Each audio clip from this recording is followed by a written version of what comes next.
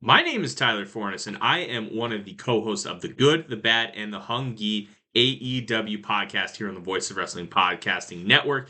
We take a broad scope approach to the world of All Elite Wrestling and the entire universe of Tony Khan. We talk about the big matches, the big stars, the promos, the storylines, and we also look at it from a big picture perspective. How are things going to change over the course of the next 10 years with AEW still in the picture? How are companies like WWE going to adapt and adjust to AEW? Are they going to be a similar way like they did with WCW in the late 1990s? Will there be a counterpunch? We talk about all of that and more on The Good, the Bad, and the Hungy every week on the Voice of Wrestling Network. This podcast is a member of the Voices of Wrestling Podcasting Network. Visit voicesofwrestling.com to hear the rest of our great podcasts, as well as show reviews, columns, opinions, and updates across the world of wrestling. Competition starting to get thick, it's the click, so I hope you watch your A-game. A-made, no rain from the track when we unite and spit. This is an A-game, better bring your A-game. Competition starting to get thick, it's the click, so I hope you watch your A-game. A-made, no rain from the track. Hey now, it's the Mike and JD Show, and I'm your host, Mike Gilbert, and I'm joined this week by a very special guest, friend of the show, multiple-time co-host, the one and only Scott Edwards. Hi, man. How you doing, Scotty? I'm doing great. Thank you for having me back. I always love to jump on here, whether it be with you or JD, so thanks for having me. You're like the fifth Beatle, man. You're like a Pete Best. Are you familiar with Pete Best? I am not, but I appreciate I appreciate it. Well, so Pete Best was he was credited on a lot of the Beatles songs as kind of like a kind of a studio musician. He would even go on tour with them sometimes. So he helped write a lot of their songs and was like a big part of their act, but he was never like a Beatle. He was just the guy that they hired per album, and they would bring him into the studio all the time. So they always called him the fifth Beatle, man. So you're like you're a big part of the family here on the Mike and JD Show. He must have got paid like so much money to do nothing. Yeah, well, no, he would come in and like help write a lot of the songs. And if you guys go on to Disney Plus and watch the documentary of oh God, what was the name of the last Beatles album? I can't remember the exact name of it off the top of my head, but he was actually in on that, so you actually got to see him at work. He's like playing piano on some songs, he's playing guitar on some songs, he's doing all kinds of stuff. He was just like a legit studio. So they got guys that like it's their whole job to go with different bands and just play music in the studio. You can just like hire them to come in and be a part of the deal. Oh, John Muse, yes, thank you, John. Let It Be, the final studio album for the Beatles. So yeah, he was helped writing and composing all those songs. So he was a big part of the Beatles act. They just never really got the credit. I'll take that role. I don't need any credit. This is Mike JD Show. It doesn't say my name here. yeah, but we always love having you, man. We always love having you. So how's it been going in the Scott E world, man? What you got going on these days? It's weird. So a few weeks ago, I got laid off from my job, but I feel like I'm more busy now than I was then, which is a very weird thing, but I've kept myself busy. I've started to do more work, whether it be in this side of things or just looking for like ways to make money, and kind of enjoying summer at the same time. When I got laid off, one of my friends said, could be a worse time to get laid off. Like at least it's the summer. I was like, you're not wrong. So I've kind of enjoyed it. It's hot here in Mass, but I've done my best, and we have a lot.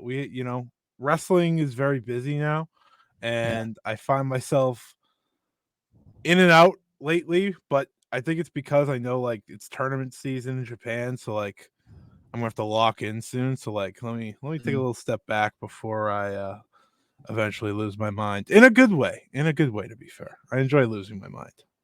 Yeah, man, he's you got a lot going on, dude. Japan is in this weird time right now. because you have like a couple new promotions starting up. You got New Japan right now, which is probably the coldest it's been in a long time. But then you got All Japan and Noah, who seemingly are catching a little bit of buzz, right? Yeah. Then you got the stuff that's going on in the Joshi world with Stardom being broken off, and now Marigold is popping up, and you still got TJPW and Sendai Girls out there that are doing some big things. But man, it's kind of a weird time in Japanese pro wrestling. Yeah, New Japan being I don't want to be mean and say bad, but New Japan being bad has given opportunity to everyone else in a weird kind of way, to the point where like you're watching Noah really rise up this year. They've got their stuff together, and I've always enjoyed their product, but they've really got things together. You're watching them really succeed. I think All Japan going with youth has been very smart as well. They went old for a long time because they had to, but I feel like all these companies saw New Japan not going with youth and were like, all right, maybe we should do that before like we're in trouble.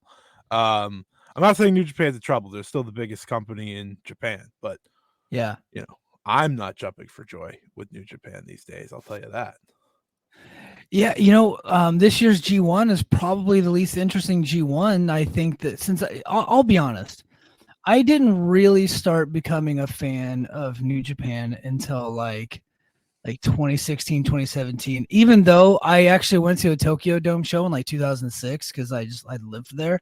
And but like I didn't know any of the Japanese wrestlers other than the guys that were on WCW, like Yuji Nagata and Tenzan and those guys. But yeah, I went to the New Japan show because Brock Lesnar was in the main event. It was I want to say the main event was Brock versus Masahiro Chono versus Shinsuke Nakamura. I think it was Nakamura for the IWGP title, and Brock Lesnar won. I'm pretty sure that was the match. I think that was the match.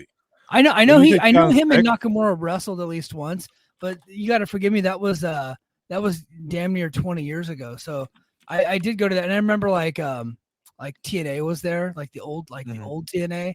They had a lot of guys that were on that card, so they were there. But but I didn't really become a big fan. I know when Jarrett got involved and he started promoting Wrestle Kingdom, I still have the copy of it, but I have an old Wrestle Kingdom on my hard drive. I remember watching it live, and it was like from like 2014, 2015, but I still didn't get into it until I want to say the first Okada Omega match. And then after that, I was like pretty hooked. And then I think they signed a deal with Access TV, and believe it or not, I had like, I was in the Bay Area and I had Comcast, and Access was just one of the featured channels at the time. It no longer has that kind of cachet, but it was a big time back. Well, I don't want to say big time, but it was an important channel to me because they showed New Japan, but they also had like Japanese MMA, and then they also had like Access TV fights. So they're showing a lot of like independent MMA promotions, and MMA was probably my biggest thing. So I would say like 2016, 2017. So I didn't become like a big time fan. So I would say since then, this is probably the least interesting G1 since like 2016 for me. Yeah, so it's weird for me because I hated the big G1s they've done the past few years with like 4 blocks and like Chase Owens and all these people that aren't good enough to be in the G1 in my brain. But I think the problem with this year is like there's just so little interest. Like overall, like there's no excitement. Like I think for a lot of people, it's like the idea of the G1, it's exciting, and then like you look at the lineup and you're like, yeah, but there's no Okada, there's no Ospreay, so like a lot of those big matches, which if I looked at a G1 lineup, they always had some of the matches, most of the matches you circle. Them being gone's tough, so it's just like you're going into this thinking, okay, how many matches would I walk away from being like, that was incredible, And I think that's a big part of it for me. I've listened to Dave try to talk me into it. I listened to his and the way he talks about things. I'm like, I don't know, it's not working. I'll check out some of it, but yeah. I have my buddy Justin Nipper who works for Noah, and so he and I still talk Noah every now and then, and so I actually was able to watch Noah over the weekend. Now, obviously, like AJ Styles and Marufuji was like a big selling point. But then I heard that Inamura, which I think they called him Yoichi. I heard Inamura was in the main event, and that was a guy that I've been wanting to be in the main event since I started watching Noah like a couple of years ago. I missed the peak Noah. I was not a fan of Japanese wrestling back in like the peak Noah, like whatever early 2000s. I just wasn't watching back then, but I got into it a couple years ago, and the production quality is just off the charts. They have a ton of old dudes, but like the old dudes are still really good. Yeah, you know what I mean. Like they're still like Noah. Yeah. Like Go Shiozaki's like he's like in his 40s. Marufuji is slowed down a lot, but like when he wants to, he can kind of turn up the heat. And then Takashi Sagura and all like just all those cats.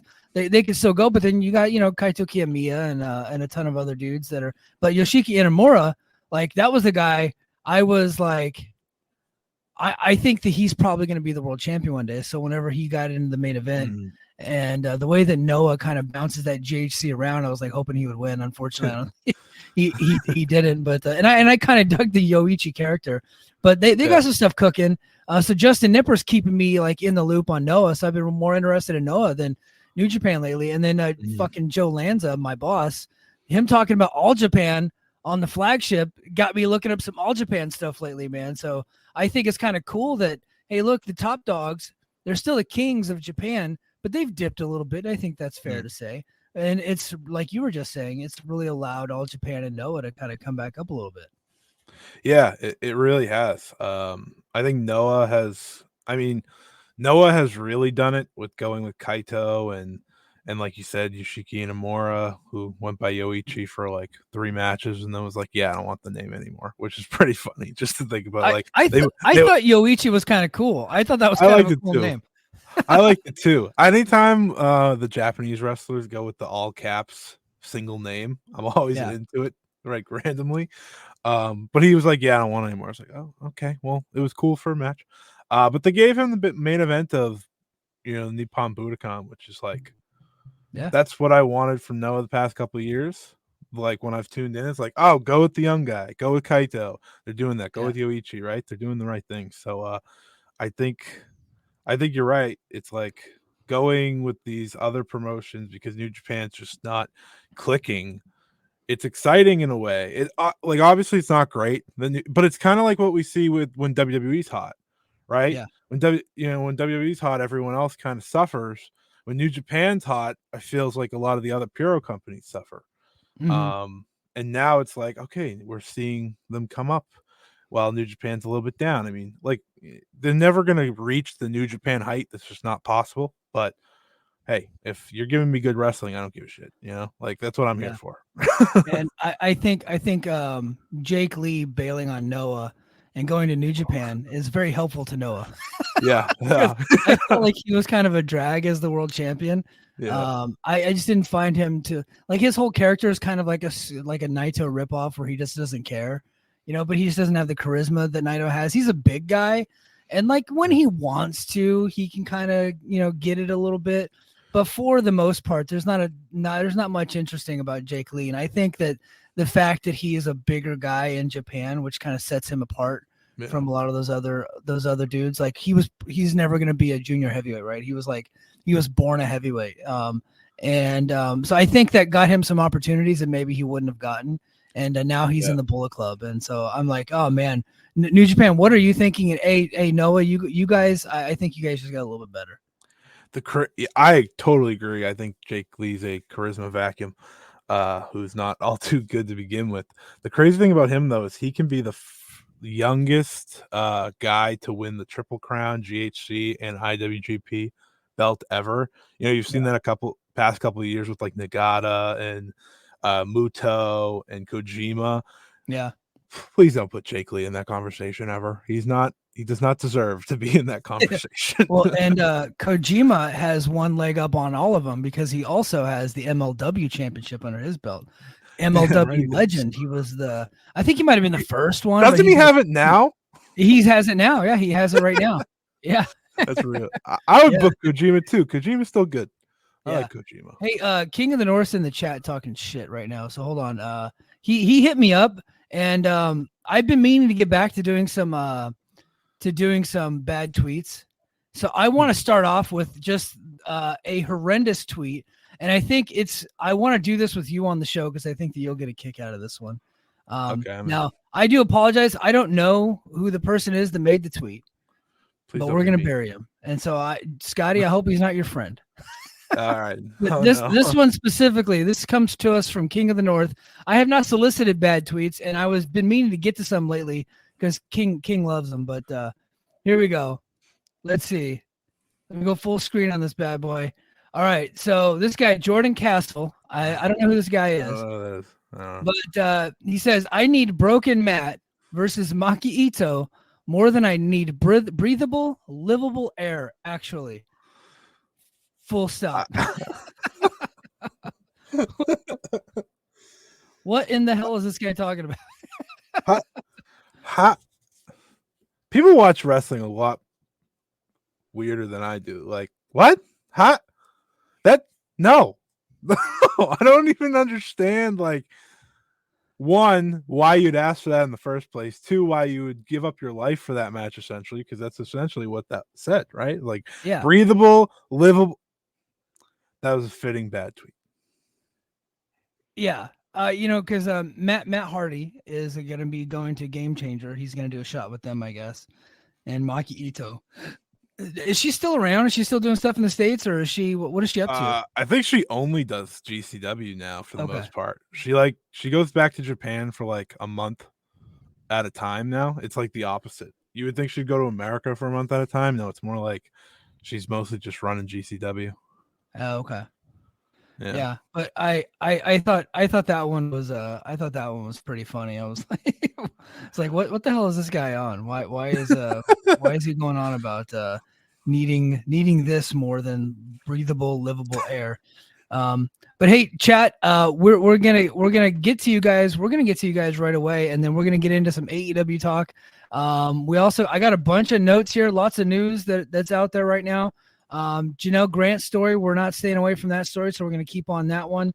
And then at the end of the show, for my TNA fans, I see some TNA fans in the chat, we're actually going to do a full Slammiversary preview because Scotty has been hitting me up. He's been wanting to do some Brace for Impact stuff with me, and we have just not been able to get to it. So we're going to do kind of a mini episode of Brace for Impact today, and we're actually going to do a full rundown of Slammiversary. And give you, and now that all the matches have been announced, so they actually tweeted out a bunch of new matches that they had announced. So we're going to talk about that. But let's go. King of the North said here to check on Mike, make sure he's okay after those match announcements. Hey, look, TNA when they do their matches, man, they announce like 4 matches a month out, and then everything else is just like filler. So all the stuff they announced today, with the exception to. And we'll get to it a little bit. We'll save our opinions, but the Rascals versus No Quarter Catch Crew, I'm kind of interested in that one. So I think that one's going to be pretty good. IO Productions in the house. What's up, IO? John Muse, resident Beatles expert, said Abbey Road was actually the last album, but Let It Be was released later. And he said, I'm a Beatles nerd. Yeah. Dude, I got into the Beatles later in life. I think I was like in my early 30s, and I kind of went down a rabbit hole. Because Paul McCartney was on the Howard Stern show, and they did like an hour interview with him, and then like before and after, I think Howard was on the air for like 2 or 4 hours or something like that, just playing old Beatles songs and talking about the songs, giving you the history. I thought it was pretty good. Oh, King of the North talking shit again. He said Marigold bad, I fear. We're gonna talk about some of the Joshi matches from over the weekend. I have that slated, but I don't know. Is Marigold actually bad or is it good? What's going on there? No, it's great. Okay. All right. Okay, I was just making sure. Jan says, do you guys think that they will give Joe Hendry the title? You know what, Jan? We're gonna save that for the end of the show, so stick around. We're gonna do a full Slammiversary preview coming up, and we will give our predictions. And that is the main event of Slammiversary, Joe Hendry. So we'll talk about that in a little bit. G1 is the most interesting. G1 since 2018, probably. They fucked around with the blocks too much in recent years. I just think is like as far as star power, they just don't have it this year. Yeah. That's probably it. Missing a lot. So the mixture is Tanahashi's knees going out, Okada and Ospreay being gone, Naito being near his end, it's just like that's a lot of star power you lose in I think a year. You used to be able to just count on Tanahashi, and then last year you saw it as like, ooh, I don't know anymore. Now he's not even in it. Yeah. I mean, it could be interesting if some of these young guys that they have in the company, if they start stepping up and maybe they can end up taking over the company. But yeah, I don't know, man. So speaking of young guys taking over a major company, last night on Dynamite, dude, I want to say, I'm going to ask you the question in chat. I want you guys to chime in. Was Will Ospreay versus MJF? They went 59 minutes and like 59 seconds. Was that the greatest television? Okay. Keyword here, television match. No, we're not counting pay-per-view. Okay. Was that the greatest television match in AEW history? Scotty, you go ahead. For me, no. Which might be, I don't know if that's a hot take anymore. Like this listen, I'm gonna have a little side. Go for it. Here. Fucking unleash hell, brother. Twitter has been painful today. Whether you love the match or you hated the match, it's just gone off the charts today. Yeah. Of like, if you love the match, it's like, there's I see like 7 articles about why Will Ospreay can sell. And then if you hated the match, I could see 7 articles why Will Ospreay can't sell. And I'm like, okay, hold on. Why is he the problem that you have of this match? Why is it not MJF? Yeah. Like what? Like if anyone, because I notably called MJF a meme wrestler living in a main event persona recently because with his babyface stuff. Now he's heel again, so we might be fixed. But MJF got to the point where like he became pretty much unwatchable for me for a while there. Mm-hmm. And I know I talked to JD about that a few times. I think he had me on towards the end of last year where I think JD was losing it. But yeah, it's just the discourse about it today has been crazy. I prefer, if we're talking TV matches, I prefer like Omega versus Danielson, but I have a bad attention span. I'm not going to sit here and lie. I have a bad attention span. 59 minutes, like it's hard to keep me engaged. And they, where I will give them credit is they never slowed down. Yeah, like that was something really impressive about this match. They really never slowed down. I think that's super impressive because 59 minutes of going is not how you do 60-minute matches. It's just not, right? There's a lot of waiting around usually. There's a lot of sitting around and in many ways it can get boring. Or you have the first 30 minutes where it's like this bit long build and there's just a lot of grappling. They didn't do that, so I appreciate that. I think my main thing is like I can't stand ref bumps. Yeah. Like I feel like we've just gotten to a point in all of wrestling where they happen so much. So at the end of 59 minutes, I was like, oh, come on. I knew something was coming if MJF were gonna win, but at that point I accepted a draw. So like I applaud them for not going to the draw, but at the same time I was like, oh, I'm so done with ref bumps. Maybe that's a personal problem, but in the end, like the efforts these two put in, I do applaud what they did. It's a long ass match, and no matter what I think, no matter what anyone thinks, it drew. Yes, so that's a winner. Yeah. I don't know what the quarter hour. Look, I don't get into like the quarter hours and all that stuff.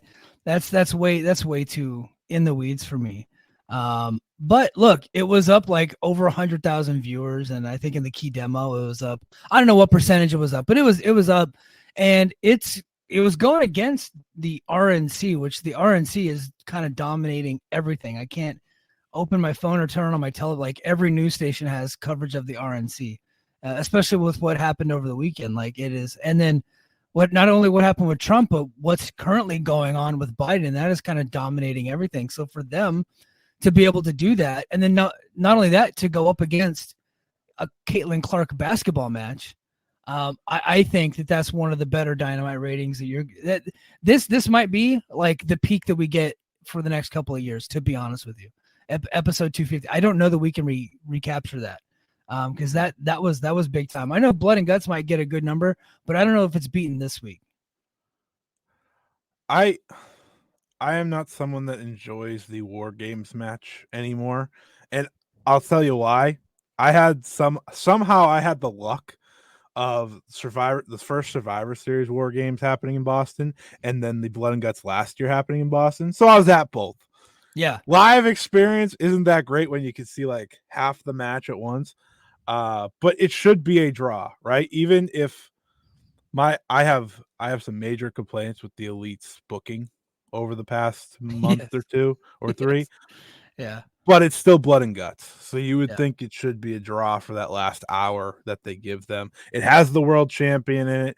To me, I think Hangman and Swerve is still such a hot feud. You kind of felt that when they went face to face yesterday. So like that for me is driving it. Plus Darby's going to do something stupid. So, I mean, that always drives me to interest as well. So it should be a good back-to-back for them. Yeah, no, I'm not saying it's going to be like significantly down. I just don't know that we can get back to that. That's a tough one.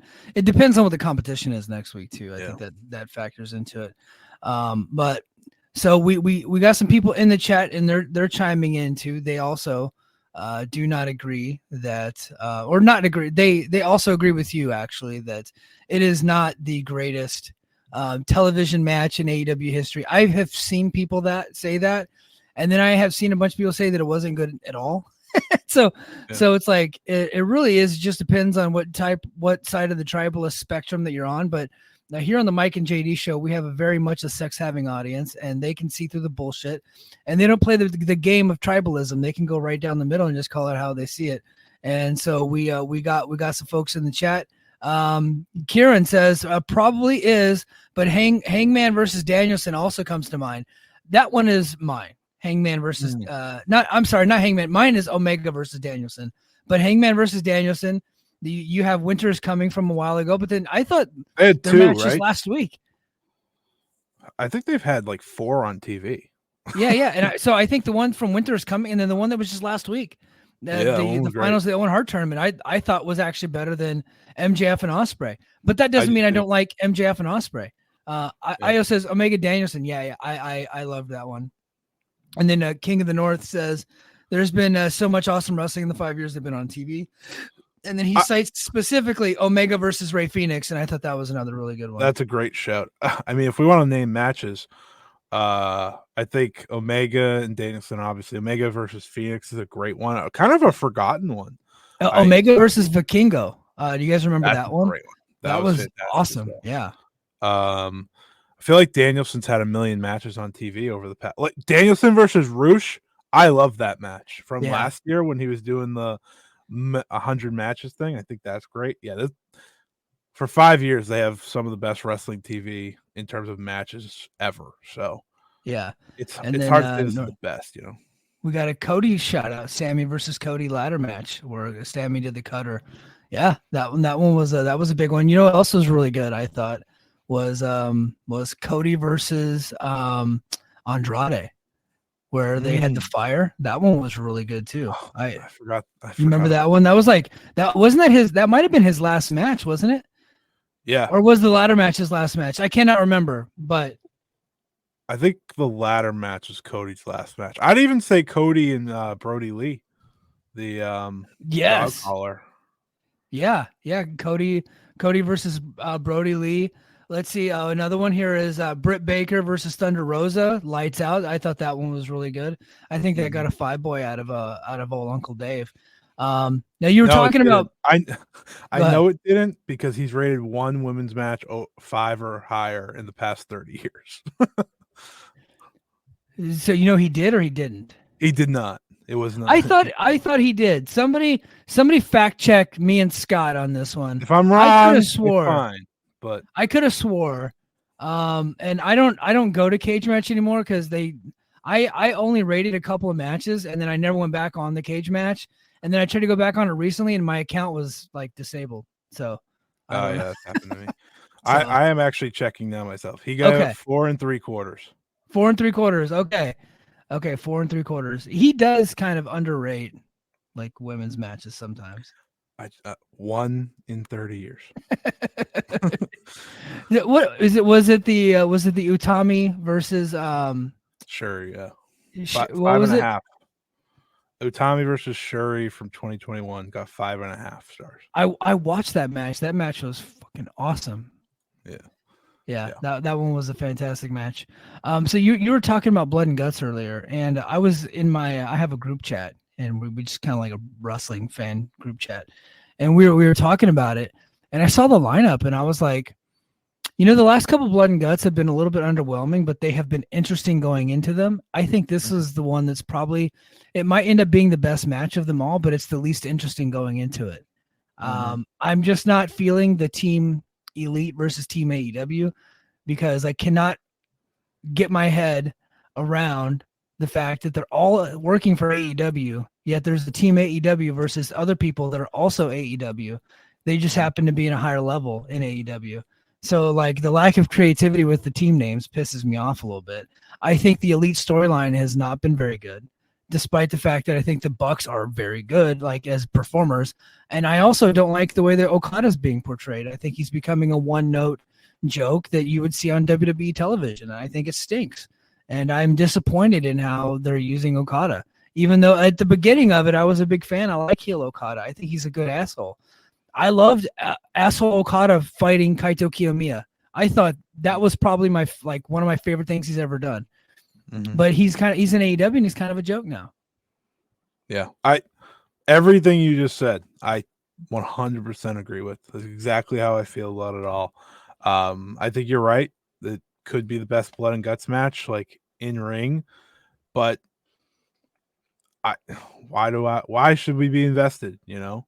I forgot why there was a Team AEW. I was trying to think back, like, how did this all start? I was like, oh, right, they attacked Tony Khan. Yeah. I forgot about that. It's taken such a left turn to being comedic. And like, I think Okada being like saying bitch and stuff was fun for a while, but like I've hit my limit. I watch Kazuchika Okada because he's a great wrestler. Yes. Right. I don't watch him for the bits. I'm sorry. I don't. I just don't. Yeah. And I think gimmick. I think him doing the bitch stuff is like borderline racist, to be honest with you. And I talked to a friend of mine who is half Japanese, and he was like explaining it because I didn't really see it at first, and then like he was explaining it to me. It's like the people that are ESL English, that's second language, a funny thing to do to them in school is to teach them cuss words, and they just say the cuss word over and over again. And I was like, you know what? I grew up in an area of California where there's a lot of immigrants there. And that was something that we did. And I remember it now. I didn't think about it at the time. And then I'm looking back on it, it's like, that actually was pretty fucking racist thing to do. like to make fun of somebody that is ESL, you would just like give them a cuss word and they just say the cuss word over. You kind of sit around laughing at them saying cuss words.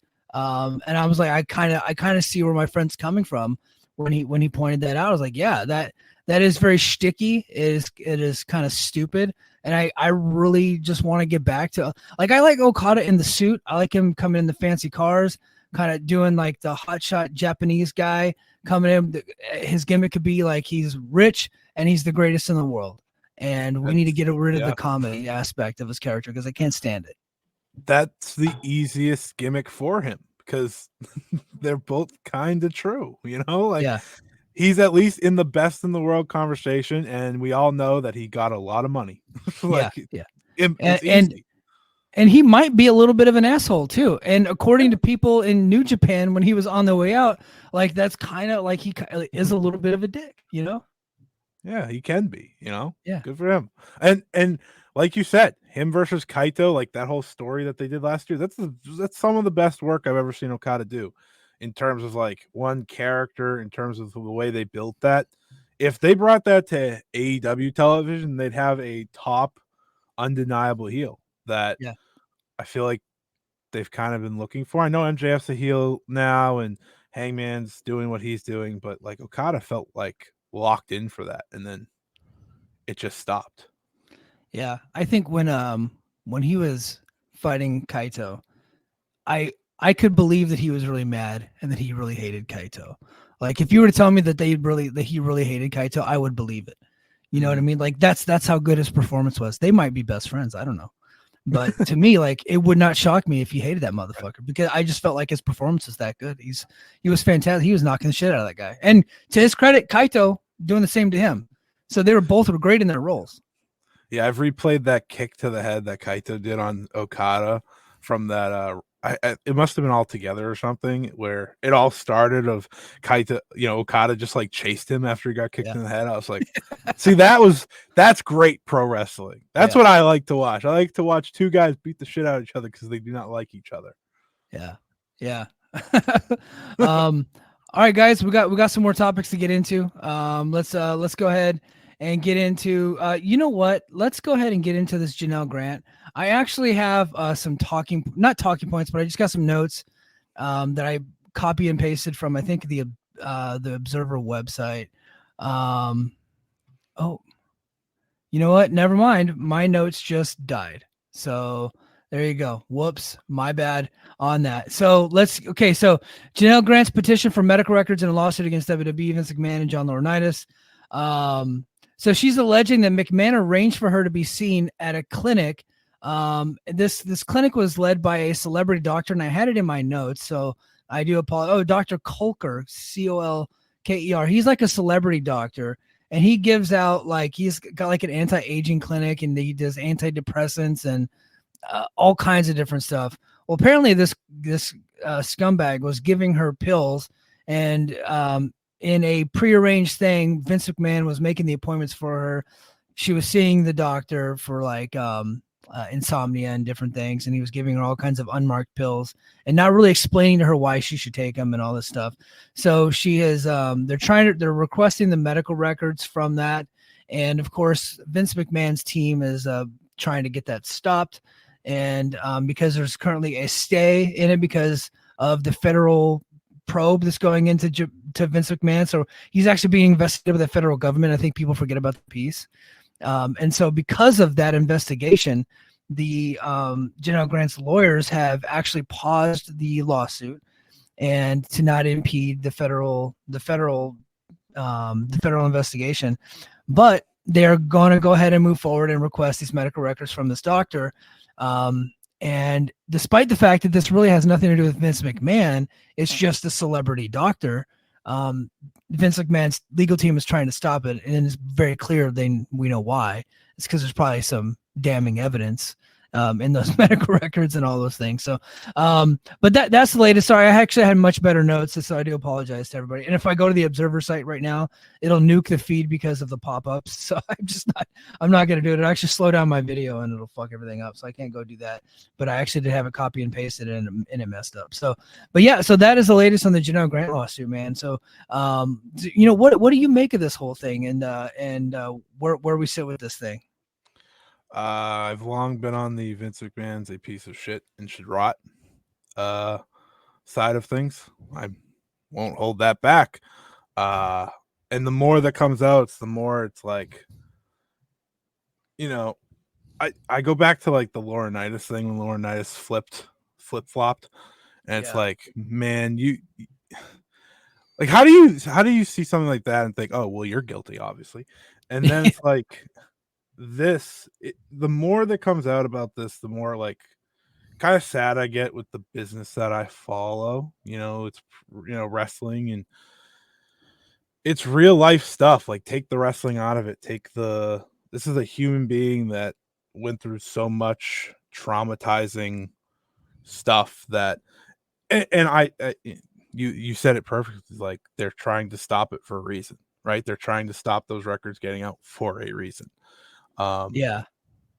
Every time something new comes out, I read it because it's like, you want to stay up to date with this. Unfortunately, I think a lot of the wrestling world has moved on from it, but this show does a great job keeping up with it, which I appreciate. I think the Observer keeps up with it when stuff goes out. And there's others that do a good job as well. Post Wrestling, obviously, and Brandon Thurston, and our buddy in front of the show, BJ Bethel, does a great job. BJ Bethel, I always see his tweets pop up when something new comes out, so I appreciate the work he's put in of following it, because I think I'm happy someone's doing it. because it's the biggest story of the year, and it hasn't ended. There's just more and more, and it does make me sad that like the industry has just moved on so quickly in a way. Yeah, you know, it's one of those tough things, because it's like you want to keep covering it, but without any new information, it's hard to keep it in the headlines every single week. For sure. So you can't really do that. And then with WWE, you know, you want to you also don't want to accuse anybody that's still there, because we just don't have the evidence to back any of it up. Of course. Right. We think we know that the people that are still there at least had a say in it, or overlooked it, or did any of that stuff. But right now we don't have those we don't have any of that. We don't know that that's true yet. We think it, but we don't know that it's true. And so what we don't want to do is then what are we going to not cover WWE? They're the leaders in the industry. It's like saying that, hey, I disagreed with the way that the NFL handled Colin Kaepernick, so I'm going to quit my job as an NFL reporter. Right. And not talk about football. You know what I mean? Yeah. So I think you can hold WWE accountable, and every time the story pops back up and we get new credible information, we'll continue to cover it. And at the same time, you can still rate the shows based on their merits. So I'm not going to say, you know, it's like I watched a couple weeks ago, I watched Money in the Bank. Right. I did not think that was a very good show. But I didn't think it was very good because of the lawsuit. That had nothing to do with it. I didn't think it was very good because it wasn't very good. You watched it as a wrestling show. Yeah, I try to separate it and deal with each thing individually, right? Like I can like a match in WWE and I don't feel guilty about that. Although at first it was difficult. It really was, because that story broke, and then the Royal Rumble happens, and I did a Royal Rumble post show, and I kind of felt weird about it. But that weirdness has gone away. Because you just kind of move on, and you try to attack both things individually. But it is a difficult thing to do, and I get why people don't like it and why people would feel uncomfortable with it. And I'm not judging anybody either way, but that's just the way that I've chosen to deal with it, you know? Yeah, I get that as someone that has watched since it's all happened. Especially like that first month or so when information kept going out, I'd like see a clip, or the Royal Rumble was a good example. It's like I watched that show and I was like, I don't know, this just doesn't feel right, you know? Yeah. But I think I understand where you're coming from. It's like, you know, it's you can do both. You can watch the product that they're doing while following with this lawsuit, following with all this legal stuff, and staying on top of it. I think that's a very important part, which is why, again, I appreciate what you guys do here. It's like you're not letting it go, you know? Yeah. So I was able to get some of the information while we were talking. So Grant's attorneys are requesting a comprehensive list of documents, including electronic medical records with metadata, record keeping and billing procedures, payment records, payment arrangements between McMahon, WWE, and Peak Wellness. So this is a wellness place, and she is not a pro wrestler. She's like a whatever her job was. I can't remember. I think a paralegal, but I can't remember. Her prescribed details on her prescribed treatments, communications, and Dr. Colker's involvements in recommending Grant's attorney for the alleged non-disclosure agreement. They're definitely build a case, and then Vince McMahon's spokesperson called Grant's petition a violation of the court-ordered stay and accused her of trying to generate publicity and harass people connected to McMahon. They also stated that Grant had previously praised Dr. Colker, and her story has changed over time. I get the feeling they don't have evidence of that, but that's just what they're saying. So let's see. Grant's attorneys allege that the provided paper records are incomplete and inaccurate, and they also claim that Peak Wellness has not complied with the requests from electronic records and associated metadata. There are inconsistencies in billing, missing records. So they're just trying to get all that stuff straight. And these records are critical for providing potential civil conspiracy, falsification of medical records, RICO violations, and other serious allegations. The lawsuit against WWE, McMahon, and Laurinaitis. I'm going to say that again, just so everybody's clear. The lawsuit against WWE, McMahon, and Laurinaitis is currently paused due to federal investigation by the Department of Justice into McMahon. So there you go. That's where we're at with all of that.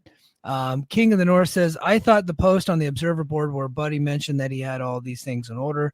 Who else has he done this to? So like McMahon just has like this doctor on standby, and he can just send people to that doctor and get them to prescribe the person whatever they want.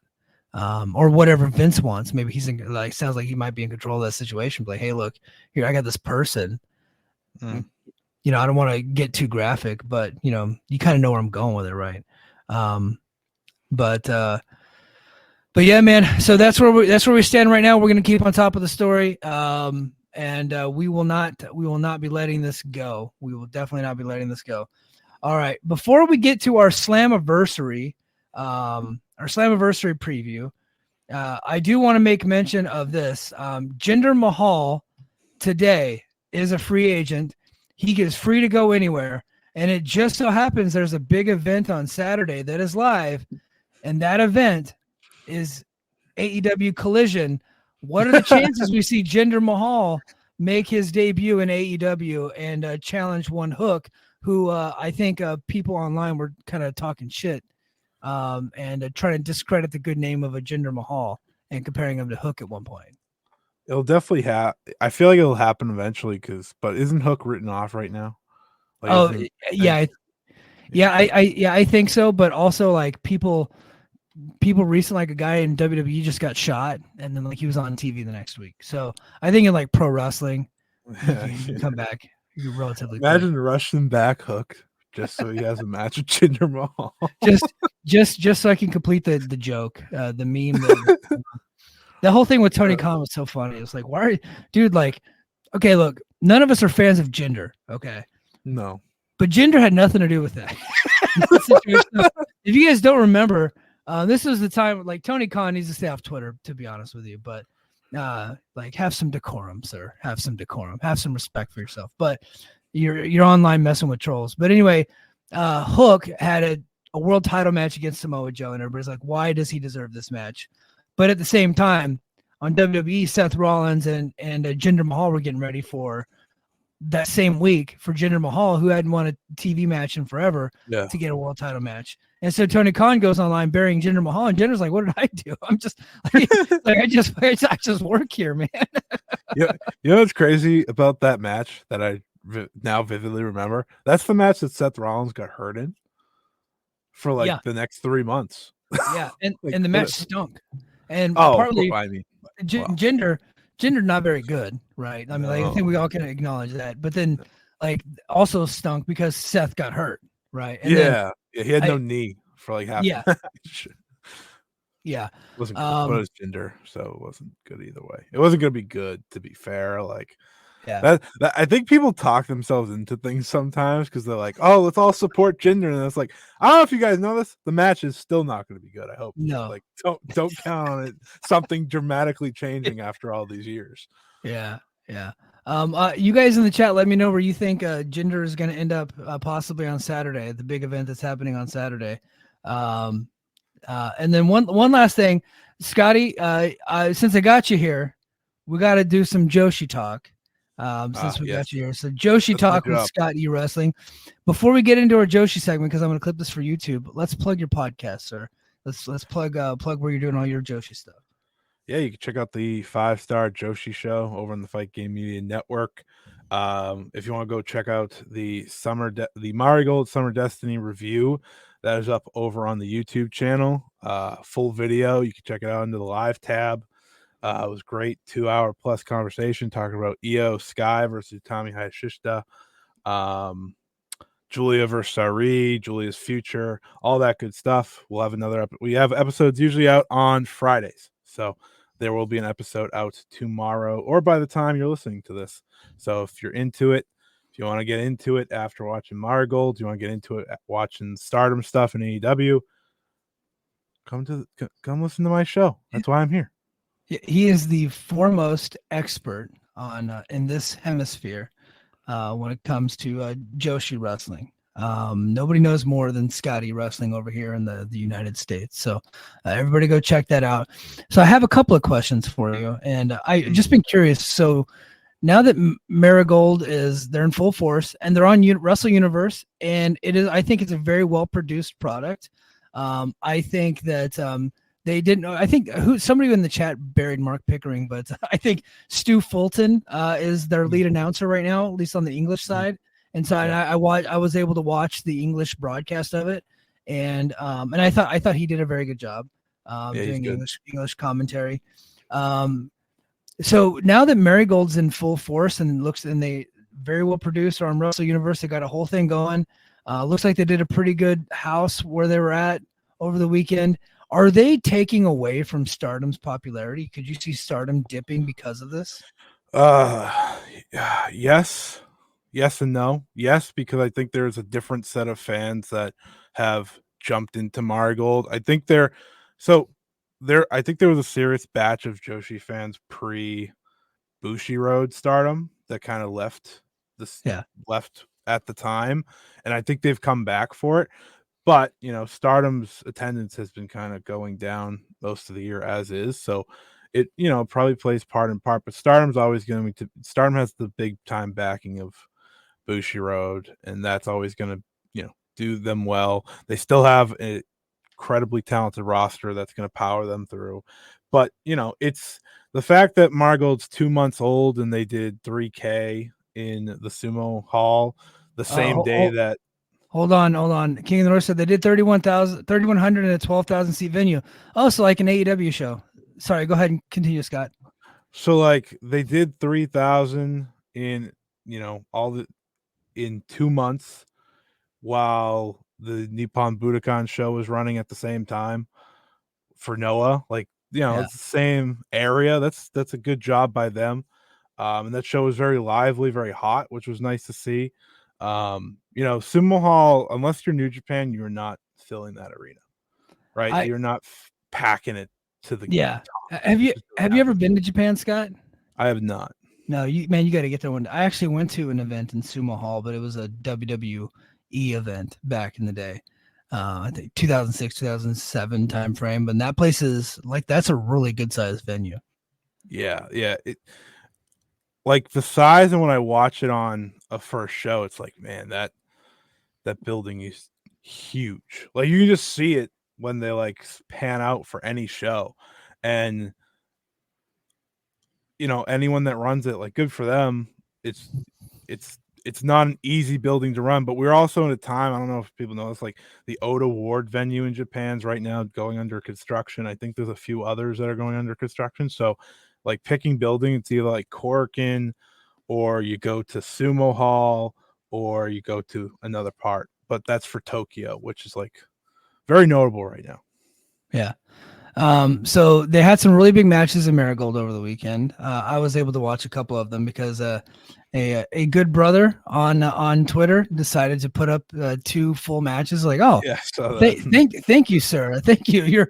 You're a very helpful person. So I was able to watch the Utami Io Sky match, and that fucking ruled. And then as well as the Giulia, how do you say her name? Sarai? Yeah, Sarai. Sarai. I think Sarai was how she said in WWE, maybe. Yeah. But yeah, it's Sarai. You were right. Yeah. So So obviously Io Sky was there as a representative of WWE. I think we'll see stuff like that going forward with some of their big shows, especially because it looks like Marigold is kind of tied to a Bima a little bit. With them being on Wrestle Universe, I think there might be a friendship there.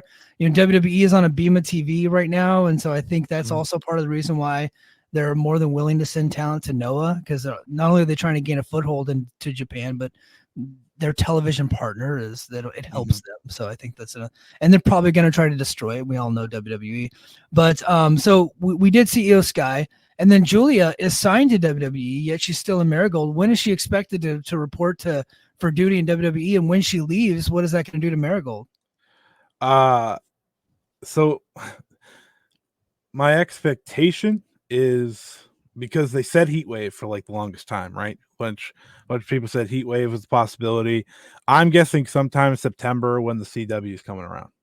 Yeah, that's when they switch over to the CW. I think they're going to want her on there, Stephanie Vaquer on there, because those are going to be 2 big stars along with whoever else NXT has. I'm not going to sit here and lie and act like Trick Williams. Trick, I think Trick. those would probably be their big three, truthfully. Joe because Henry probably. Joe Hendry too. You're not, we can laugh, but it's true. Yeah. He's going to be one of their big stars. So I think that that's probably their goal right now, is to get her over there by September. I keep forgetting when the next NXT pay-per-view takeover, whatever that we want to call it, is. But I'm gonna guess September. In terms of what happens to Marigold when she leaves, she just missed pretty much the past 2 months due to the wrist injury she got at the first show. So they've kind of already adjusted almost without her being around. And they put the world title, as everyone saw, on Sauri instead of Giulia, which I think is another sign that she's probably leaving sooner than later. Which you would think anyways, if she signed to WWE. She is the most unique free agent I've ever seen them sign, because I've never seen them just let someone like do an entire tour in another country. Like, we watched Vaquer pretty much go through the WWE process, right? Of like, oh, we need you in here now. Forget your dates. Get here. Right? Yeah. But totally blow off New Japan, blow off Rev Pro, blow off CMLL, just report for duty. Right. While Giulia is doing a house show on Saturday and Sunday in Japan and doing a full tour, and they're not saying like when she's leaving. It's the weirdest thing ever. She's been signed since what, April? Yeah. And she's still not there. They said her name on TV this week. They're still trying to keep her fresh in everybody's minds. It is really weird, and I think that shows the difference between Giulia and a Stephanie Vaquer. Because I'm not going to cast any aspersions on CMLL. I get the feeling they're not paying those folks a whole lot of money. While I think that Giulia is probably making pretty decent coin, although the economy is way down in Japan right now, but she's probably doing pretty well to where she's not like starving to go to WWE. She's probably making 2 contracts right now at this point. Yeah. Which, nice life, because I'm sure that WWE deal is somehow paying her already. I mean, she was the top star in Stardom and then is the top star in Marigold. So it's like, that's got to come with some money, Yeah. She's clearly, she ain't hurting for cash. All right. One last Joshi question, but it's kind of a TNA question. So I was able to watch Jordynne Grace over the weekend, and she was in Sendai Girls. I'll be honest with you, until you DM'd me telling me that I should watch this match, I had never heard of Sendai Girls. I thought I'd heard of Stardom, and of course Marigold was becoming like a big thing, and I'd heard of Tokyo Joshi Pro, and I've actually seen some of this Tokyo Joshi Pro like on Wrestle Universe, but I'd never heard of Sendai Girls, and so she wrestled one. What's her name? It's Chihiro Hashimoto. Chihiro Hashimoto. Were they calling her Dump Hashimoto? Is that, or am I making that up? They did. I don't think they called her Dump Matsumoto. No, I thought somebody called her that, because I know there's a Netflix documentary. Yes, that is coming out about Joshi legend Dump Matsumoto. Matsumoto, right? Yes. Yeah. Okay. So I'm actually gonna watch that. I'm looking forward to that. So, but yeah. So Jordynne Grace and Hashimoto, that match freaking rocked. That was really good. Yeah. I told you. I knew you were a fan of Jordynne, obviously, and I was like, okay, well, Hashimoto is like one of the best in Japan. She's not going over to face like nobody, So I was like, okay, I'm gonna tell him to watch this because I think he'll like it, and I'm happy he did. Yeah. I think that was a really good match, and if you're a Wrestle Universe subscriber like I am, it's just on there. Like, it just comes in your service. But Marigold and then, of course, Destination, those were separate pay-per-views. So you had to pay a separate fee for those two. But Sendai Girls, it's just part of your service. So everybody, if you're a Wrestle Universe, I think this is not a free plug for my buddy Justin, but I think Wrestle Universe is like bang for your buck as far as wrestling services. I think that's like the best out there, for real. Absolutely agree.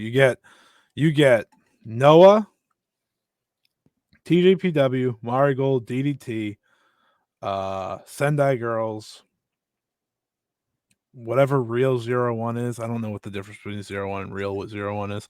One of them is clearly not real. So. And I think you even get like Deadlock Pro on there now. That you do. And a lot of people have been telling me I need to start watching Deadlock Pro because they use a lot of TNA talent. And apparently the production is fairly good. So yeah, I'm going to have to check that out. They booked I think they just booked like Mike Bailey and Jake something versus ABC, and I was like, Yeah. wow, they just booked a better Mike Bailey tag team than Yeah. TNA does. That's crazy. Yeah. Yeah. All right. Well, speaking of TNA, we got all of our TNA fans in the chat. Oh, hold on here. We got some people fact checking us. Let's see. NXT No Mercy September 1st. So there you go. No Mercy. There you go. So I think that's probably a good spot to have Giulia earmarked Right for. before the CW. Yeah. Io says, according to Thunder Rosa, there's more of the story between Stephanie and CMLL. I get the feeling that it wasn't just like for her to leave the way that she did. There had to be a little bit of heat there because that. I think that's pretty vicious. That has to be about more than just money, because the way that it went down made it seem like she just couldn't wait to get out of there. Yeah, I think you're right. Yeah, and then King says Sendai Girls is run by Meiko Satomura, who is signed to WWE. So there you go. Yeah, she is. She's wrestling her first matches there in over a year. Next week when they're in Japan. Nice. All right, we're right up here on the hour mark, so let's get to our TNA Slammiversary preview. So Jordynne Grace did an interview with Justin Barrasso from Sports Illustrated, and she was teasing big surprises coming to Slammiversary. And she said that nobody does surprises better than NXT and TNA. So what are we thinking these surprises could be? And does TNA and NXT do better surprises than any professional wrestling company in the entire world? I think that might be strong. Is it possible that Jordynne was just like being a promoter? Yeah, full promoter. It's like when you'd hear like JR on some random AEW thing and be like, "Oh, that's the damnedest thing I've ever seen." I'm like, no, it's not. Yeah, it's the damnedest thing you've ever seen since the last damn thing you've ever seen. So. Yeah. But I don't know if they do the best surprises, but I wish I could name some random NXT wrestler to show up. I can't. I think Izzy Dame showed up recently. Izzy Dame was on last week. Yeah. And again, so it's so funny because she came out and nobody knew who the hell she was. And I did not think that she was a real person. But I think that she is a fine talent. I thought Jordynne Grace is clearly very good. You know what I mean? Mm-hmm. so she can carry, but I think that's why TNA is sending NXT stars to TNA, because like they can work with veteran talent and make them look good. And that's what Jordynne Grace did for Izzy Dame. I don't know that she's going to get that working with Kalani Jordan. I just don't think that that's going to happen. So but she came out, nobody knew who she was. And then the same thing happened for the other girl, Tatum Paxley. She come out on Against All Odds a couple of weeks ago and like came out to like almost silence. So, if they get a big WWE name, a main roster name, okay, well then we're talking, then that's a big surprise. That would be cool. AJ Styles? I mean, if it's anybody other than AJ Styles, I don't want to fucking hear about it. To be honest with you. Like, because I've been, he appeared on Slammiversary 2 years ago during the 20th anniversary, but via satellite. Yeah. And I think it's time to get him inside the building, at least, one time. Isn't Slammiversary sold out? What's that? Slammiversary sold out, right? 4,000 people. Yeah, they're actually trying to find a way to reconfigure the building so that we can let more people in, because they're expecting a heavy walk-up crowd too. That's awesome. That's great news. So get AJ on that pay-per-view.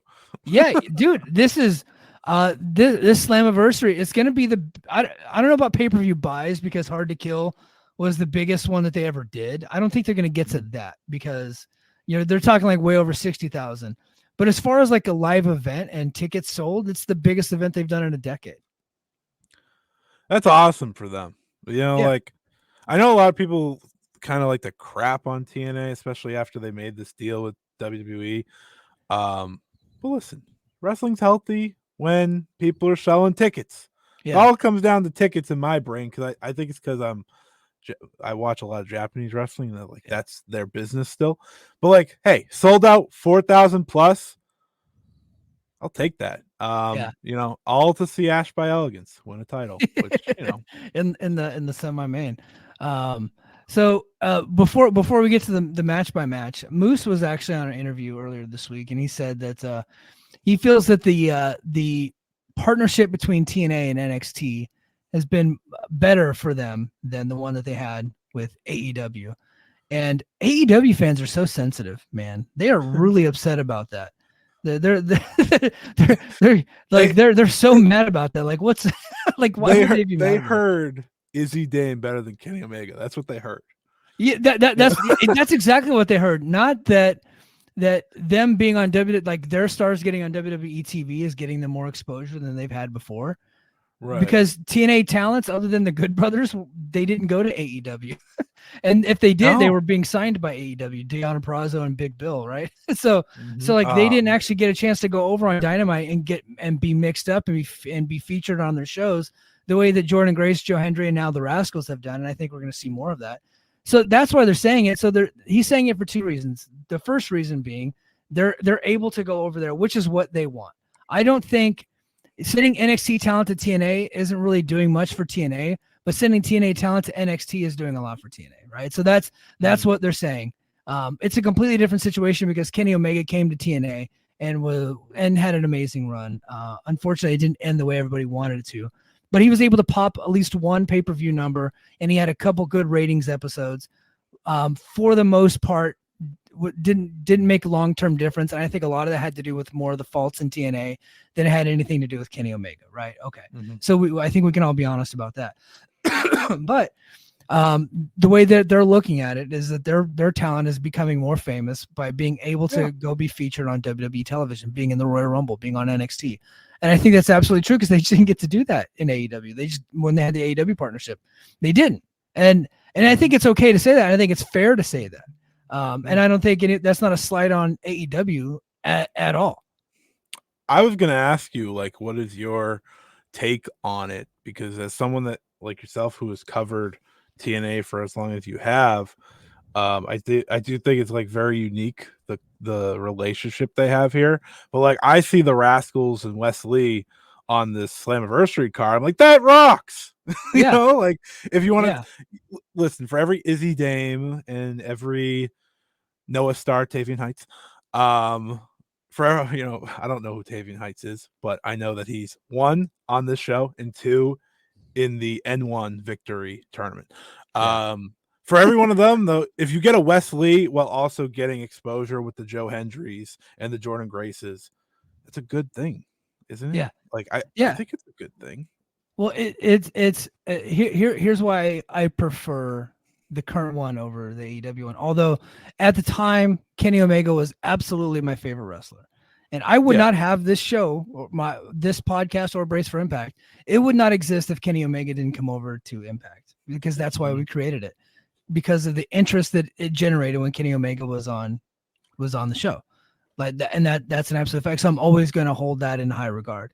But I was on every week, and I had to listen to AEW fans complain about the fact that AEW was lowering themselves to working with Impact.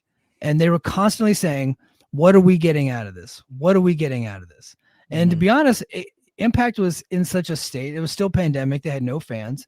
They were in such a state. They didn't really have any stars that could go over to Dynamite and do much of anything other than they have like really good wrestlers. Like nobody's saying that Josh Alexander and Eddie Edwards and those guys aren't good wrestlers. They are. And then they had Chris Sabin at the time and all that stuff. They could have went over there and had really good matches, but they weren't. Like AEW, like only has so much TV time, and they had a loaded up roster. They're not going to be filling it with TNA wrestlers. Unfortunately, the TNA wrestlers. Sorry, go ahead. At the time, it was just Dynamite, right? Or it was just, they had no Collision and I think no Rampage, and it was just AEW Dark, like on YouTube. So that's just what they had. So they only had so much TV time. They had a ton of wrestlers, and so they weren't really going to be bringing over TNA talents to be featured on the show. Unfortunately, the only ones that they did feature were the Good Brothers, and the AEW fan base revolted against having them on the show. So they saw that, and they were like, okay, well, we're just not going to feature Impact on the show. And then when we do, we're going to make sure that people know that it's lesser than product. Right. And that's kind of what it was. And then, so that's why I prefer this one, because TNA talent is being featured on WWE TV, and that's helping them out. It's helping build their brands, right? Joe Hendry is a bigger star now than he's ever been before, and a lot of it has to do with the crossover. But not only that, and I said it here last week on this show, and I said it on Brace for Impact, and I'm gonna say it again so everybody can understand it. The TNA fans like this, and the NXT fans love this. Everybody's happy. So that I think, like, when I'm doing Brace for Impact, I don't have WWE fans hopping in the chat saying, why are we wasting time with TNA? In fact, they like the fact that TNA stars are on there. And in fact, the TNA wrestlers that are being featured on to NXT are better wrestlers than who NXT's has, right? Like, yeah. So I think that's a mutually beneficial situation. So I really dig what they're doing right now. It's exciting. It feels like NXT's way of having, I don't want to say like the indie stars, but like the high profile or higher profile quality wrestlers on the brand without having to sign them. Yeah. Now, like, it's a way for them to save money and give exposure to a company that they don't have a problem with. They don't have a problem with TNA. And they can also avoid another monopoly lawsuit by saying, hey, look what we did for TNA. Absolutely, they can. Yeah. That's exactly what they're doing. and that's legit. All right, let's go ahead and go to this card. Jan is in the chat. Jan, we're gonna get to you now. Okay, you've popped this one up here a couple of times, so we'll do the main event first. So we have in the main event, we have the TNA World Championship elimination match. We have Moose versus Nick Nemeth versus Macklin versus Josh Alexander versus Joe Hendry versus Frankie Kazarian, Scotty Wrestling. Who do you have winning the match? And those in the chat, go ahead and tell me who you got too.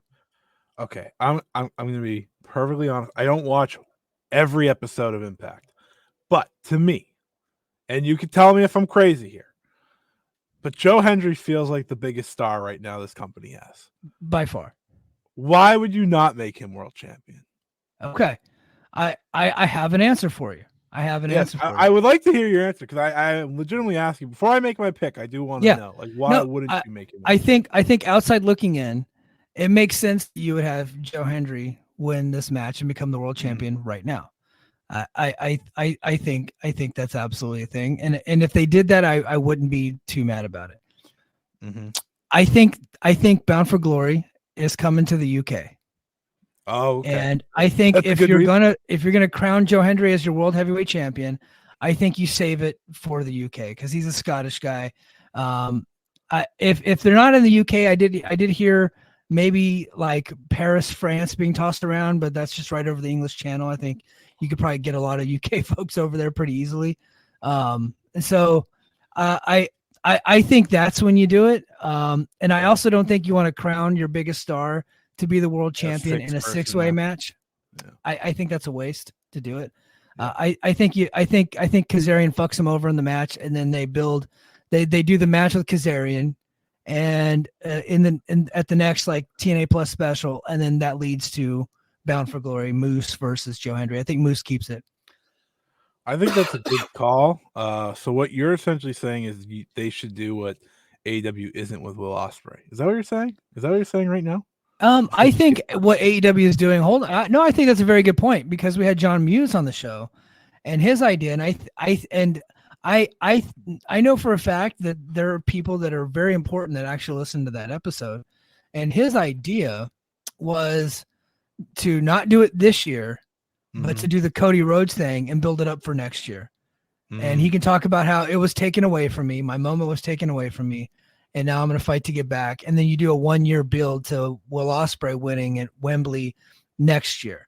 Now, I don't know that they're going to be able to make money at Wembley Stadium next year. It might be Wembley Arena or the O2 Arena or something like that. But I think that next year they'll do it in the UK. I think it's a good call. I think John Muse would know better than me. He's the booker. Yeah. I am not. So I like that idea.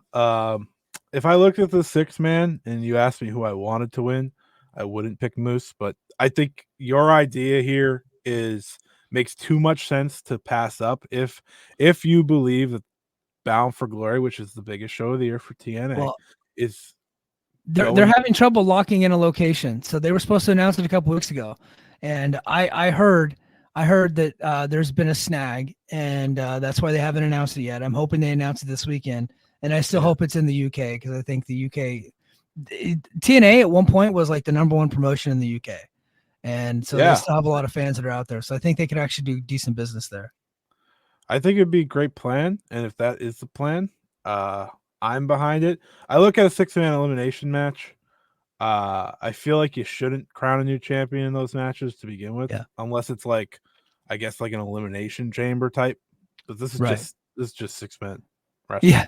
And it should be a good match. I'll say that. Should be a good match. A lot of good wrestlers in this match. But yeah, I think you're right with the Frankie Kazarian screwing Joe Hendry because that's not done yet. We saw it. They brought that over to NXT. Like that is something they've really focused on. So I think you're right. If I was to give a wild card pick, like trying to think who would be a good person for Joe Hendry to beat, just toss out like Steve Macklin because I like Steve Macklin. Yeah. I think Steve Mack is great. I think the one of the guys that's in the match that actually has the experience to get Joe Hendry to the next level and that knows how to work a main event match would probably be Ziggler. I think that he just like his experience level and he's a better heel than he is a babyface. So I think if he wanted it was a heel and then he could do the match with Joe Hendry down the road, I think that could work. But look, they haven't even started the build for Moose and Hendry just yet. So I think that's where they go. Go ahead. This all feels like a chance to elevate him before he ultimately wins the title. So I think you're right. Yeah. Between the two brands that he's working. Yep, absolutely. Stephen Patrick says, I agree. If BFG is in the UK, save Hendry winning the title for then. As over as Hendry's music is in UK, he will sell a lot of tickets. Yeah. I think that that is the case. But Jan wants them to do it now. She says, strike while the iron is hot. Goldberg should have won the Elimination Chamber, but Triple H screwed him, and his backlash meant nothing. So yeah, they pushed that one out a little bit. So, but the Goldberg thing was a little bit different. He was a little bit later in his run, but yeah. So, but I think that should be interesting. I'm gonna go ahead and go with Moose on that one. All right, semi-main event. Should be one of the great women's matches of all time. Jordynne Grace versus Trash by Elegance. I hope this match is 3 minutes long and Grace just destroys her because I'm so sick of it. I feel like Ash is winning, which I hate. Yeah. I don't like that. I don't like it either. Nothing would surprise me. I don't expect it, but it wouldn't shock me if they did that, especially now that it's very clear Jordynne Grace come January is going to be property of WWE. Yeah, which honestly shocked she isn't already. No offense to TNA. I just think she's very good and has been and fits the type of wrestler they look for, which is like very unique and big time powerhouse. She's great though. Does Natty show up? That's a good shout. That would make sense. Yeah. So Natty, Dan's asked, does Natty show up at Slammy? Natty just re-signed with WWE, but they have been teasing a match between the two for a long time. I think that that wouldn't shock me. And Jordynne Grace is the one going out there teasing surprises. It would make sense that she's teasing surprise opponents for herself. Yeah, I would like if Jordynne Grace retained. But I have much fear that Ash by Elegance is getting this belt, which is so wrong. I have asked for them to push Masha Slamovich as a single star for the past year, and they do not listen. Yeah, well, I think through necessity they're going to have to, because she's very clearly is like Jordynne Grace is number one, Masha's number two in the company. But Masha has not been able to break through because she was number 3 on the depth chart when Deonna Purrazzo was there. Because they just saw those two as bigger stars, even though Masha, I think as far as bell to bell goes, Masha's better than both of them. But I think star quality, I think Jordynne is the biggest star of the three. Masha, let me ask you this question. I really dug Masha's look when she was doing the character from Glow, when she kind of had the mohawk. Yeah. All that. Now she kind of just looks like a normal, like kind of a punk rock wrestler now, like the hair's down. I think that has hurt her star quality a little bit. I think that plus her losing like 1 million title matches. I feel like she lost a lot. I thought that look was great. I thought it was very unique. She kind of felt like a killer in many ways. If that is her eventual turn back to a single star, I would not be against it, because like you said, it made her unique. It made her different. She's fantastic in the ring. Like that, she's great. She's a great wrestler. But if you can get over with the character side of things as well, I think that'll do a lot of good for her. And like you said, out of necessity, my build mentally would be to Jordynne versus Masha at Bound for Glory. You make a new star with Jordynne going out sooner than later. That's what I would do. Yeah, I think Jordynne's got to retain here, and then she goes to Bound for Glory, which I want to say, Io in the chat, correct me if I'm wrong. You're like an encyclopedia. Wasn't that the match from last year's Bound for Glory? So wasn't that Jordynne Grace versus Masha just last year? I want to say Io knows that. He'll know that off the top of his head, I'm sure. But I want to say they've done a pay-per-view match before, and so I think that would be good to kind of bring that back, and then Jordynne puts her over, gracefully, pun intended. And then, so 2 years ago. So it's 2 years ago, Grace and Masha. So I knew I wasn't stupid on that one. I knew that happened. So 2 years is crazy. And that was a good match too. And so, but I think both are a lot better now. And so they should be able to do that again coming up. All right. Last year was Mickey versus Trinity. That's what it was. But 2 years ago was Jordynne Grace versus Masha. Okay. All right. X Division Championship match. Mustafa Ali versus Speedball Mike Bailey. This is my main event of the evening. This has been the best built match the TNA has done in a long time. If you guys have not seen the build and the different segments that they're doing, Mustafa Ali is doing his best character work that he's ever done in his life. He is making Speedball more interesting than just a guy that does cool kicks and moves. He actually is like a sympathetic babyface going into this. And they're going to be doing it in Montreal, which should be a heated crowd, and Speedball is doing great babyface work. Mustafa Ali is the best heel in the company. I think this match is going to be fantastic. Who do you see winning this one? I think there's a way to look at both winning here. I think Mustafa Ali makes sense because he's kind of hot right now in terms of where he is in his character work. Like you said, he's made this title feel very important. In many ways, maybe the top title right now. And Speedball is like the perfect babyface to maybe take him down. We look at these top matches. I feel like one of these three belts are going to change, right? One of the three top belts I feel like will change on this show. Yeah. But if Mustafa Ali, if he is signed to a deal, I think it's hard to take it away from him right now. You look at who they got. There's other contenders for him, but if you want the great match of the night, it feels like it'll be this. I think this is going to be the one that sends the crowd home happy. I think this is going to be where we're looking at 5-boy territory when it comes to like star ratings and all that. I don't do the star ratings, but I know that like if you're a fan of just matches, this is the match for you. And if you're a fan of heat, this is the match for you. And if you're a fan of strong character work, and some people don't like Ali's character, and I'm going to answer King of the North's character or his question right here. Do y'all like this character? I personally like this character for Ali. He is essentially playing Donald Trump. What is kind of weird is what happened after what happened on Saturday with Trump.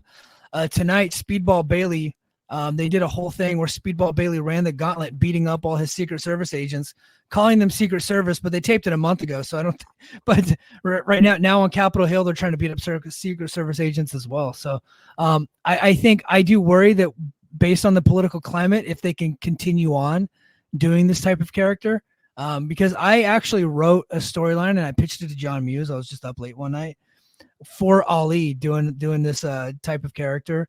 And in fact, so here's what I want to do. Here's what I want Ali to do. I want Speedball to win because they're in Montreal. I think you got to give that to him in his hometown.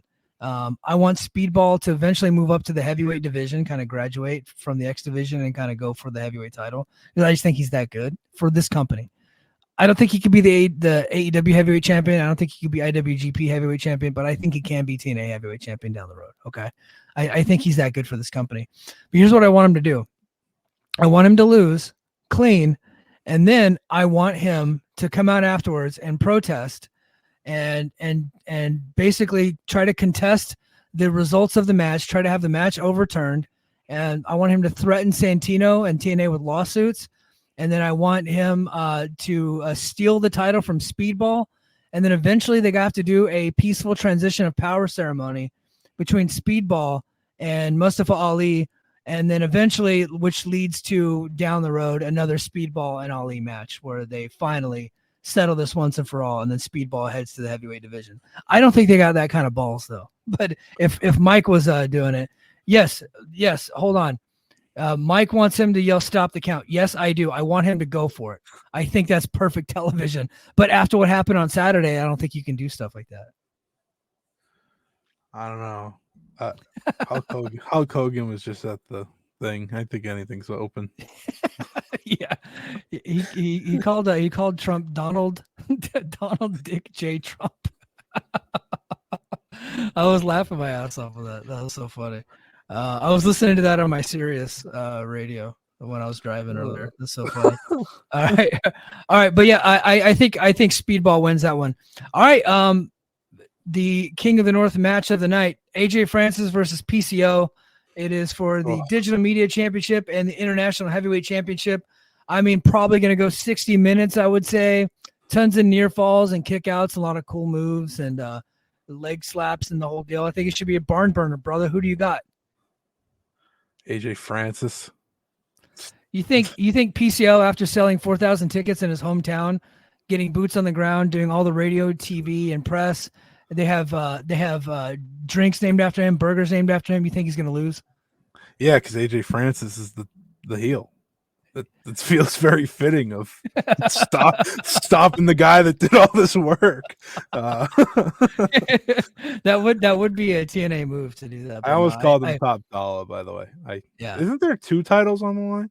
There is the International Heavyweight Championship and the Digital Media Championship. So okay, I don't think the match is gonna be very good, but I like the build up to the match because AJ Francis purchased the old Montreal Territory belt, the International Heavyweight Championship that Rick Martel and Dino Bravo and Joe LeDuc and all those guys held back in the day. I'm just a fan of wrestling history. Specifically, I've always been a big fan of Montreal wrestling history, especially after I read the Andre the Giant book written by Pat LaPrade and Bertrand Hébert, I think his name is. So I kind of like that aspect of it, and they're trying to make it, trying to build some heat for Montreal, but I don't think there's a hope in hell that AJ Francis wins this match. It's a PCO all the way.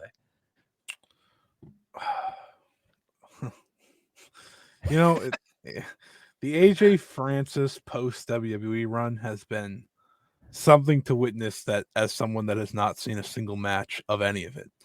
I say that respectfully. I do. I think he's probably only had 5 matches in TNA. He's been mainly just doing promos, and I think he's a good heel. He's a good heel, but in the ring is not his strong suit, so they just don't put him in the ring that often. That's a good call. I remember that. Yeah. That's a very good call. If you can talk and you can't wrestle, you get by.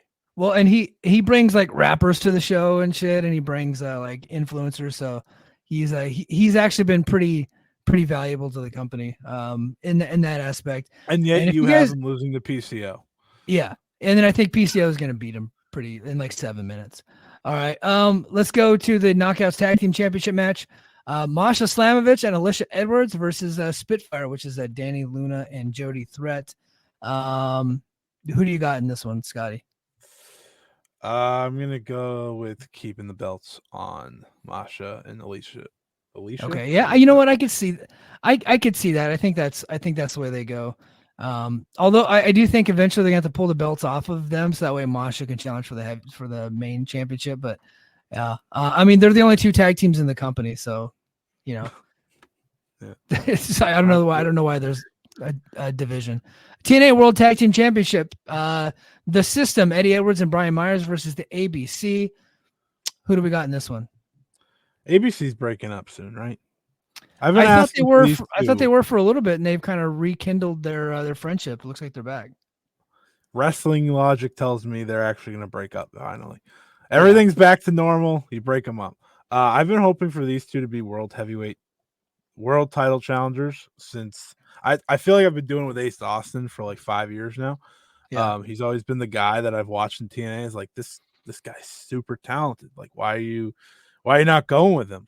I would like if they're not going to win the belts back, break them up. Let them go be guys. Have them have a rivalry, which would be interesting. Maybe brings them to Bound for Glory and just see where it goes. I think they're two of the most talented in the company. Yeah. Well, and I think if Ali loses the belt and he goes up to that heavy division, maybe Ace and Bay can go back competing for the X Division title. And then, I mean, both of them have had like premium, like TNA Plus special main events for the world title, but they've never really been serious challengers. Like, trivia note, Ace Austin was challenged Christian Cage for the TNA Championship. When Christian Cage defeated Omega, he came over and he immediately defended it against Ace Austin back in the day. So they clearly see something in the guy, and they're both signed to this company for a long time. It's time to give them an opportunity at the top, I think. They're both young, too. Yeah. You have young stars. Push them. Can't stress that enough. Yeah. Hold on. Alter the Squirrel says the system is going to win. Then MCMG pops out, and y'all can laugh, but I'm calling it. Well, that is quite the prediction, because I'm pretty sure the Motor City Machine Guns are heading to WWE. Which is crazy, by the way. Yeah, I thought they were AEW bound, but Sean Ross Sapp saying he didn't think that's the case. And they've been doing kind of an independent farewell tour, so that just tells me they're going back to WWE. Or not back, they've never been there. They're going to debut. Alex Shelley had a couple of matches, but the Machine Guns have never been there together. Can you imagine it? Motor City Machine Guns versus the Rascals on NXT television? Yeah. Well, you know what? What's his name? Ben Carter and Axiom. I think that would be pretty. Oh, that'd actually be fantastic. Yeah. And I think you're right. Yeah, I think Gallus is pretty good. But other than that, yeah, they don't really.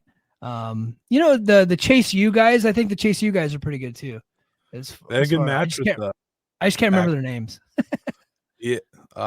Nope. Got nothing. Yeah, can't do it. All right, we're almost done here. On the pre-show, we got Zaya Brookside, Giselle Shaw, or Zaya versus Giselle versus Tasha Steelz versus the returning Fabi Apache from she used to be AAA. I think she's a free agent now, but that's Fabi crazy. Apache coming to TNA. I saw that match pop up on my feed today. I was like, "What? Wait, hold on, Fabi Apache." I haven't heard her name forever. Giselle Shaw should win. Yes. Yeah, I mean, she's the one that's getting kind of like a somewhat of a push. So yeah, that makes total sense. Then we got the Rascals with Wes Lee versus the No Quarter Catch crew. What you think here? Rascals. Yeah, all the way Rascals. I don't think you can defeat the Rascals at this point. And then probably the sleeper match of the night, the one that everybody's going to go home talking about. Matt Hardy versus JDC, baby. Who do we got? Did do it. I thought you were talking about the other match that I'm looking at here. So I did the Matt Hardy joke, and you just Matt Hardy, I guess. Yeah. Jeff got knocked out, right? Yeah. Jeff Hardy is injured and will not be able to cross the border into Canada only because of his injury, not because of his drug trafficking arrests and his DUI arrests and all that stuff. But I think this match just shouldn't happen. I think they should just cancel the match. But it seems really and I'm not a guy that hates Matt Hardy, by the way. I happen to like Matt Hardy. He entertains me. Look, hey, IO Productions. I'm not done yet, dude. He's telling me the other two matches that I missed. They're on my list, bro. I promise. All right.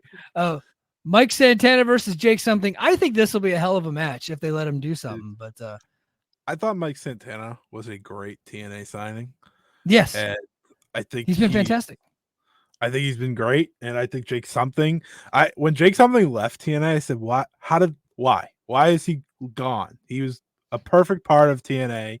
He's a guy that's really good. These two should have, hell of a match. If there's a legitimate dark horse match of the night, I think it's this one. I think it's this one too, especially if Jake something's going to turn heel, which they've been teasing for a while. It'd be pretty interesting to see him go heel. I think Santana's got to get the victory because he's the star of the two, and he's the one that they're pushing. I think there's a reason why he's not in that main event match, is because they want him to have a singles match with Moose, and I think he's going to do it on one of the specials. So good special match. Yeah, good special title match, I should say. Yeah, and last but not least, we got New Japan legend Kushida versus the great Gresham, Jonathan Gresham, who leaks ink out of his hands, and now Kushida is spitting ink, by the way. So, but that's on the pre-show. So it's a choice. It's a gimmick, so I can't hate it, I guess. It pisses me off that Gresham is such a good wrestler, and that I very much think this is his idea. I think this is all him, and he's trying something, and it just isn't working, dude. It just isn't working. No, the day that he goes back to being a wrestler will be great. Yeah, but he is. I think because he's the guy with the character, I think he's gonna get the victory here. Yeah, I think so too. All right, guys. Well, man, we did a marathon show here, an hour and 34 minutes. Scott E Wrestling, I really appreciate you being here, man. Why don't you go ahead and give us one more plug, and then we will call it quits. Yeah, you follow me at Scott E Wrestling on Twitter if you feel like it. Most of my stuff is just Joshi now, but I do watch and talk about other things as well. So go follow me there. And like I said earlier, 5-star Joshi show over on the Fight Game Media Network. If you're into Joshi, you want to get into Joshi, it's a good show to do that. Yep, absolutely. And this weekend, I will be back with a double dose of Brace for Impact. So I'll be doing my usual Saturday morning show where I'll be live on the Patreon, and that show is not going to get released anywhere.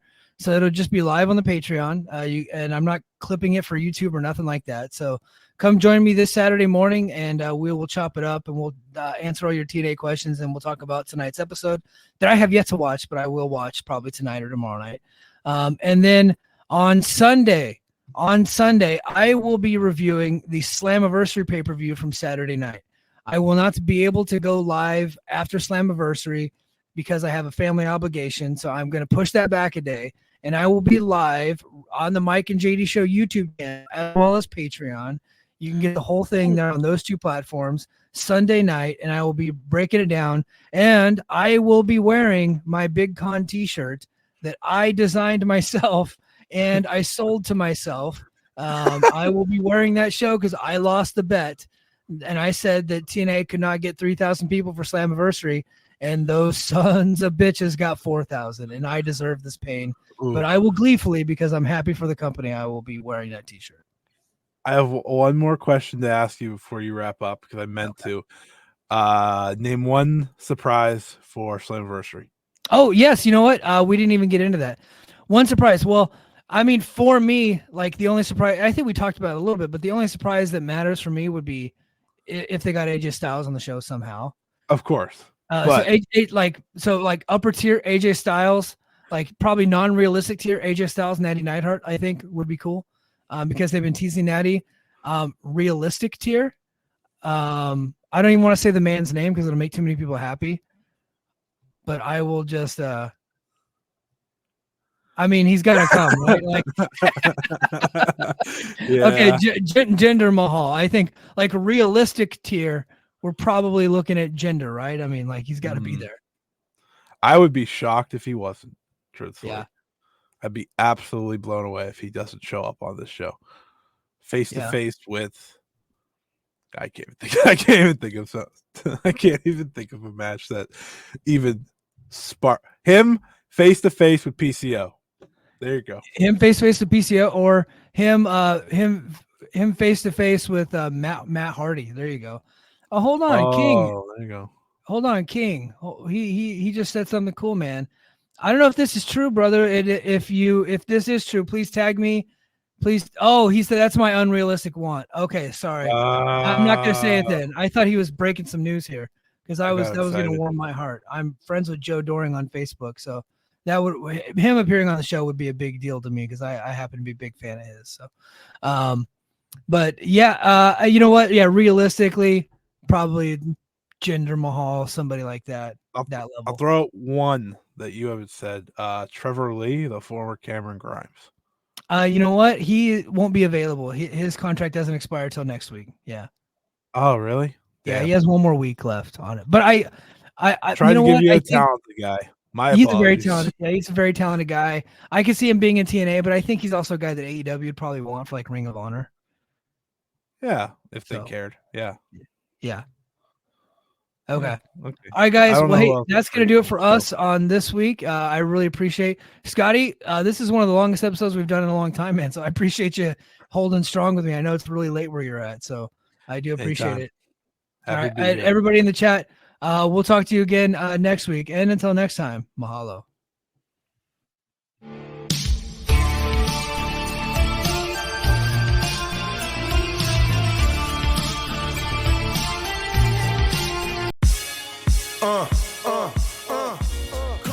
Hey now, it's Mike Gilbert, host of the Mike and JD Show, right here on the Voices of Wrestling Podcasting Network. Join JD by God Oliva and myself every Thursday night live on the Voices of Wrestling YouTube channel at 11:30 p.m. Eastern Standard Time as we stay up all night discussing all the hottest stories in professional wrestling. You can also check us out right here on the Voices of Wrestling podcasting feed, or you can subscribe to the Mike and JD Show feed. Now, enjoy the show.